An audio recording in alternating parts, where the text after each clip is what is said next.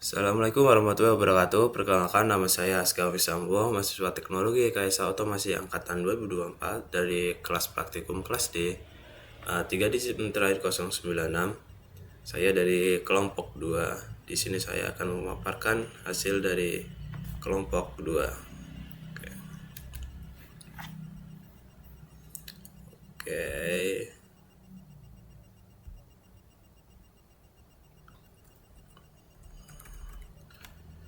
Kelompok oleh kelompok 2. Nah, yang pertama itu ada sistem kontrol. Apa sih sistem kontrol itu? Sistem kontrol adalah suatu sistem yang dirancang untuk mengatur, mengelola, atau mengarahkan perilaku dari sistem lain agar mencapai tujuan tertentu. Feedbacknya atau umpan baliknya dalam sistem kontrol adalah proses di mana keluaran output dari suatu sistem diukur, kemudian dibandingkan dengan masukan acuan atau input referensi set point, dan hasil perbandingan ini digunakan untuk mengatur atau memperbaiki kerja sistem agar output sesuai dengan yang diinginkan.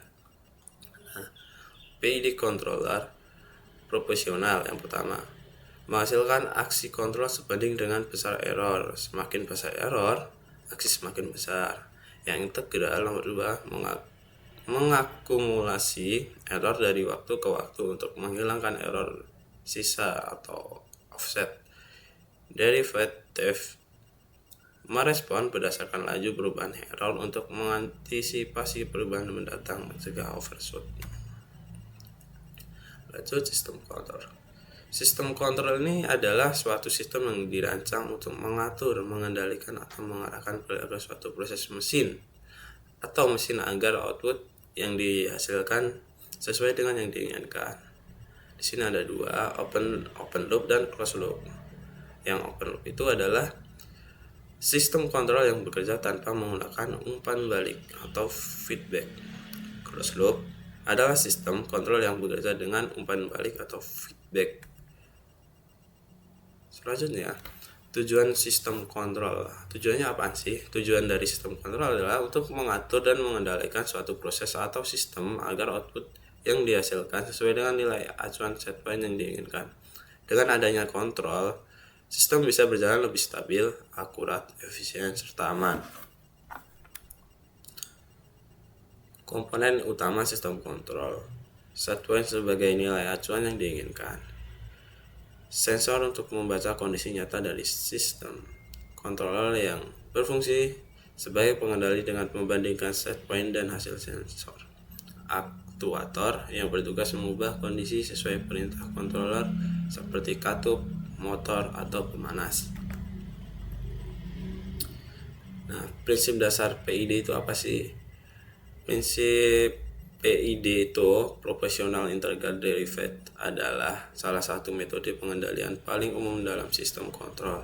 Digunakan untuk menjaga variabel proses seperti suhu, kecepatan, tekanan, dan lain-lain tetap stabil sesuai dengan nilai referensi atau set point. Berikut prinsip dasarnya. Nah, prinsip dasar PID itu dibagi menjadi 3, ada proporsional, integral, sama derivatif. Yang proporsional menghasilkan sinyal kontrol yang sebanding dengan besar error selisih antara set point dan nilai aktual. Fungsi semakin besar error, semakin besar aksi koreksi. Kelemahan tidak dapat menghilangkan error sepenuhnya akan steady state error.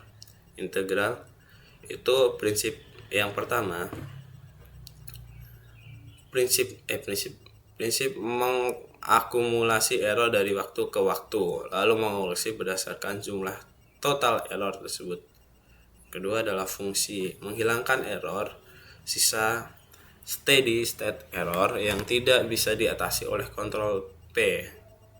Kelemahannya, jika terlalu besar, bisa menyebabkan respons sistem menjadi lambat atau bahkan osilasi overshoot berlebihan. Terus yang derivatif, prinsipnya memberikan aksi kontrol berdasarkan laju perubahan error, kecepatan error. Fungsi memprediksi arah perubahan error dan memperbaiki respons sistem agar lebih stabil serta mengurangi overshoot. Kelemahannya sensitif terhadap noise atau gangguan sinyal kecil, bisa memperbesar sinyal D. Nah, terus ada contoh sederhana sistem kontrol. Itu salah satu contoh sederhana sistem kontrol adalah pengatur suhu pada pemanas ruangan atau heater. Misalnya, ruangan selalu berada pada suhu 25 Celcius. Sensor suhu mengukur suhu aktual ruangan dan membandingkannya dengan set point 25 Celcius. Berdasarkan antara suhu aktual dan set point disebut error. Sistem kontrol akan menyesuaikan daya pemanas untuk mengurangi error tersebut. Nah, pertama nih ada kontrol P proporsional. Jika suhu ruangan jauh di bawah 25 Celcius, pemanas bekerja lebih kuat. Jika mendekati 25 Celcius, pemanas bekerja lebih lemah. Terus yang kedua, kontrol integral. Yang ini, jika suhu belum mencapai 25 Celcius, meskipun pemanas sudah bekerja, kontrol I akan menambahkan koreksi secara bertahap sampai suhu tercapai. Terus yang ketiga ada kontrol D derivatif. Jika suhu naik terlalu cepat mendekati 25% Celcius, kontrol D akan memperlambat pemanas agar tidak terjadi overshoot. Nah, contoh sederhana sistem kontrol. Kelebihannya nih. Kelebihan nomor 1, stabilitas cepat. Sistem PID dapat menyesuaikan daya pemanas secara cepat sehingga suhu ruangan mendekati set point dengan respon yang baik. Nomor 2, menghilangkan error sisa dengan komponen integral error yang tersisa setelah respon awal dapat dikoreksi sehingga suhu bisa tepat pada set point. Prediksi perubahan. Komponen derivatif membantu mengantisipasi perubahan suhu sehingga mengurangi overshoot dan fluktuasi berlebih. Fleksibel nomor 4, bisa digunakan pada berbagai sistem pengendalian selain suhu seperti kecepatan motor, tekanan, atau level cairan. Itu kelebihannya, sedangkan kekurangannya itu sensitif terhadap noise. Komponen derivatif dapat bereaksi terhadap gangguan atau fluktuasi kecil pada sensor sehingga menyebabkan respon tidak stabil. Yang kedua adalah perlu penyetelan tuning. Parameter PI dan D harus diatur dengan tepat agar sistem bekerja optimal. Penyetelan yang salah satu penyebab osilasi atau lambatnya respon. Yang ketiga, kompleksitas lebih tinggi. Dibanding kontrol sederhana on-off, sistem PID lebih kompleks karena memerlukan sensor, algoritma, dan pemrograman sinyal. Yang keempat, biaya lebih tinggi. Implementasi PID biasanya membutuhkan perangkat elektronika atau microcontroller sehingga lebih mahal dibanding kontrol manual atau on-off. Nah, ini sekarang adalah otomasi. Apa sih otomasi itu? Otomasi adalah penerapan sistem kontrol otomasi untuk menjalankan suatu proses atau mesin tanpa banyak campur tangan manusia. Dalam otomasi, komponen seperti sensor, controller, dan aktuator bekerja bersama. Sensor membaca kondisi nyata, controller membandingkan dengan set point, lalu aktuator menyesuaikan proses agar output sesuai dengan yang diinginkan. Nah, proses industri. Pertama nih, aplikasi. Setiap proses industri dapat berupa manufaktur yang menciptakan nilai fisik untuk menghasilkan barang atau produk sesuai spesifikasi atau utilitas yang memberikan layanan sesuai kebutuhan.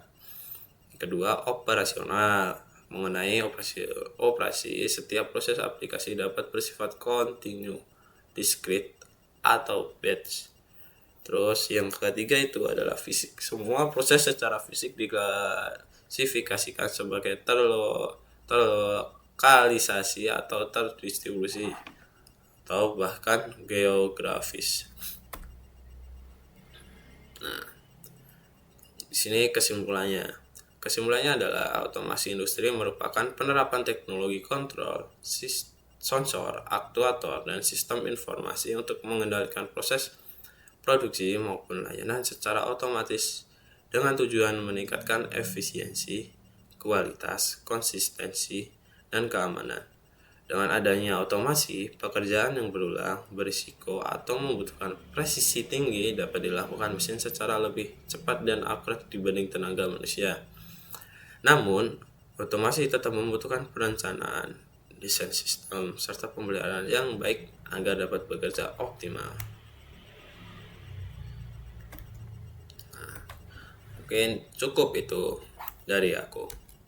Kurang lebihnya, mohon maaf. Wassalamualaikum warahmatullahi wabarakatuh.